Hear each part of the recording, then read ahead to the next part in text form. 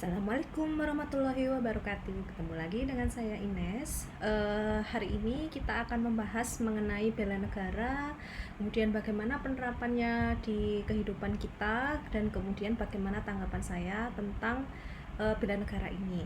Jadi sebelum ke sana saya akan menjelaskan bahwa hari ini saya mendapatkan materi mengenai bela negara dalam acara latihan dasar atau latsar.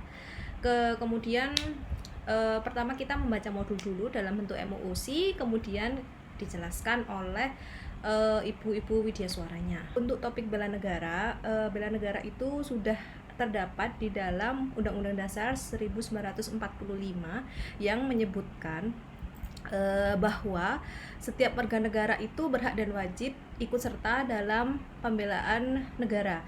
Jadi setiap warga Indonesia tanpa terkecuali yang mendiami NKRI itu wajib untuk menjamin eksistensi NKRI dan mewujudkan cita-cita negara kita, Republik Indonesia.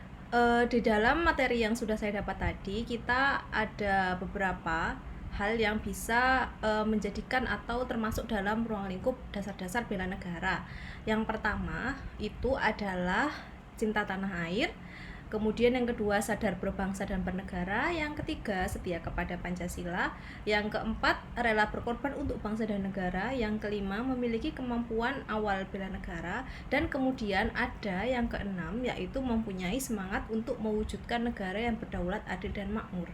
Nah, di dalam 5 atau 6 poin ini akan ada masing-masing nilai-nilai dasar yang terkandung di dalamnya yang bisa kita jabarkan secara umum, namun nanti saya akan berikan bagaimana poin-poin saya di dalam setiap nilai-nilai tersebut.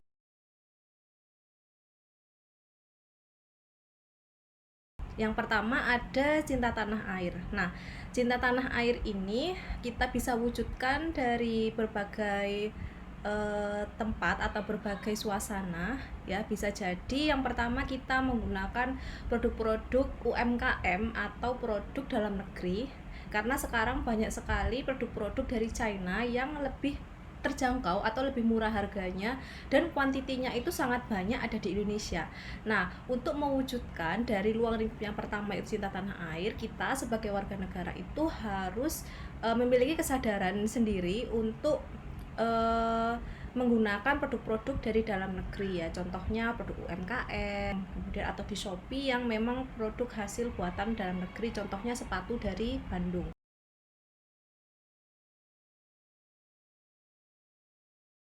Untuk ruang lingkup yang kedua ada sadar berbangsa dan bernegara. Nah, kita sebagai warga negara Indonesia itu juga harus sadar dan memiliki keinginan sendiri untuk menjadikan Indonesia itu bangsa yang maju, bangsa yang baik, menjunjung tinggi prinsip-prinsip dasar negara kesatuan Republik Indonesia dan mengakui kedaulatannya. Nah, contohnya yang kita bisa lakukan dalam hal tersebut itu adalah kalau kita menghargai orang lain, kemudian yang berbeda suku, yang berbeda budaya, jadikan diri kita itu warga yang berguna untuk negaranya dan berkontribusi dalam pembangunan atau dalam perbaikan bangsa Indonesia, dan kita harus mengamalkannya di setiap silanya.